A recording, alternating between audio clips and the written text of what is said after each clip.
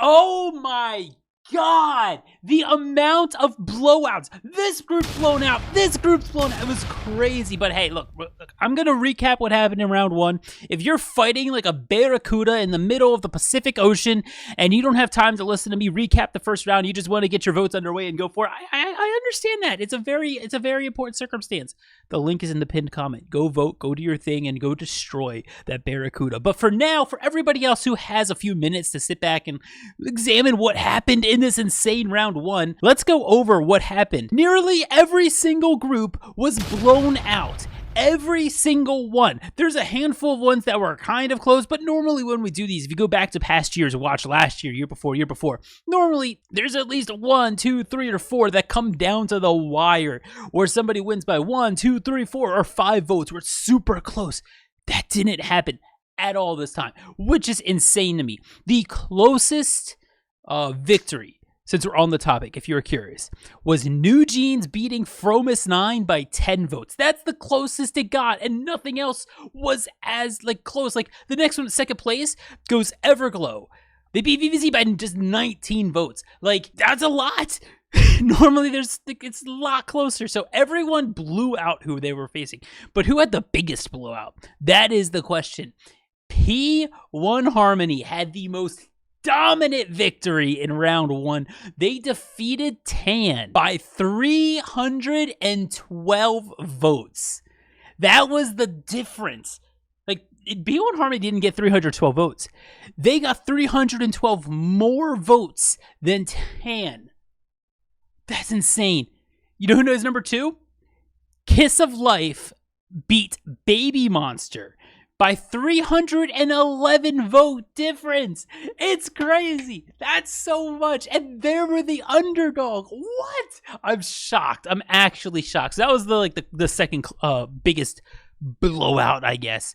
Before we dive into the next round's matchups, the biggest upsets. There weren't too many of them this time. There were a handful though, but the biggest upset this year so far, and probably for the year, is NCT losing to Extraordinary Heroes. Who saw that coming? Not me. NCT's been one of the most dominant groups in this tournament for the past 6 years. They've been dominant. Their record's insane, and they constantly get towards the finals. They were like a seed 3, and somehow Extraordinary Heroes, who had never won before, beat NCT. The second biggest upset, if you are curious, was NMIX beat TXT. The only reason I didn't choose that one, because they were the same seeds, but TXT don't have as big of a track record on K-pop Madness as NCT do. NCT have placed top 3 before, so that being said, let's dive into this round. Feel free to go vote while I'm talking about this, but I want to go over the matchups of the round. What are these matchups of the round right here? These things are just the matchups I find interesting. The 4 most interesting matchups this round, based on what happened last round and based on, what could be happening moving forward. So the first one is Mamamoo versus Psychers. Mamamoo is a 1 seed for a reason. You guys love voting for Mamamoo. I don't know if I just have a lot of Mamamoo fans on the channel, what it is, but you guys love Mamamoo. But at the same time, Psychers beat their competition. Insane. They destroyed who they went up against. I don't know, because I don't know which way you guys are going to vote. It's kind of like, do we want to stay in the past at 3rd gen, right? Do we want to stay in the past with Mamamoo and not move on? We're not ready to move on yet. Or are we ready to move into 5th gen with Psychers? That's kind of what this matchup is looking at for me. We're going to see which way we're going. We're staying back. We're moving forward. It's kind of up to you guys and however you want to vote. Then we got ATEEZ versus ONEUS is the next matchup. Why?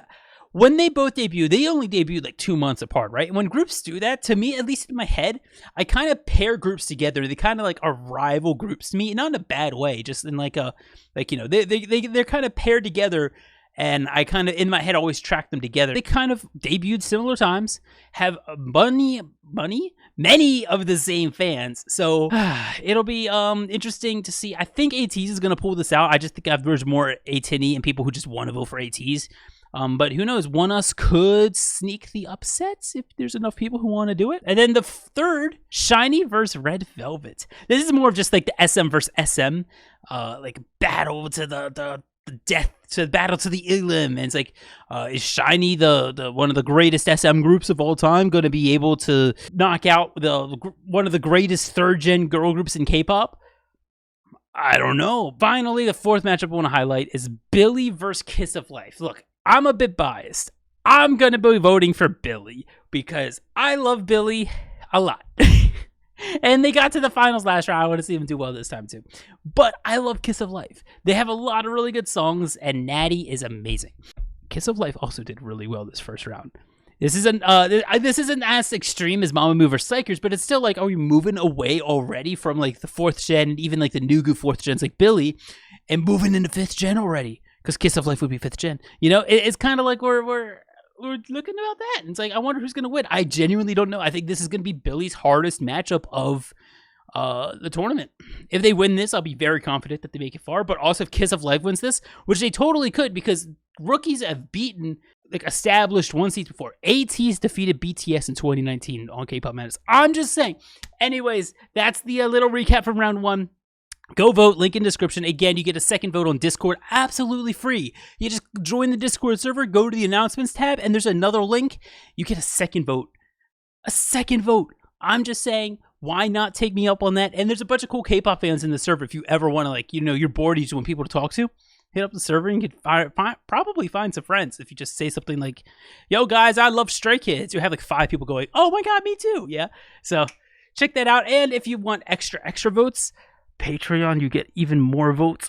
I'm just saying. But yeah, thank you all to all my Patrons, since I mentioned them, for being able to keep me in this, keep me doing this. And I'm going to give a little shout out to them this time because I wasn't able to do it last time. So, of course, if you are interested in supporting me and have the means to do so, I do have a Patreon with reactions, early video access, and a few other things. If you are more than welcome to come join me on Patreon. If you're not, again, the Discord is a free option to support me and just liking and subscribing. But all these amazing people are able to keep me doing what I love doing, which is all this K-pop and K-pop rap stuff. So shout out to Zakane Wookbook, Arston, Laura Fernandez, Griffin Chiavo, Miyu's Ribbons, Sayway, Sophie, Austin, Blaha, Caitlin Gervin, Daniel DeLeon, Deadboy, Arold, Farhan, Fleur, Hannah, Just a Penguin, Multi26, Nova Light, Rai Rai, Sonia Augustin, Valtini, and Vanny Yan, as well as everybody on the VOD tier. Thank you guys. I appreciate you so much, and I'll see you all in the next one. Bye!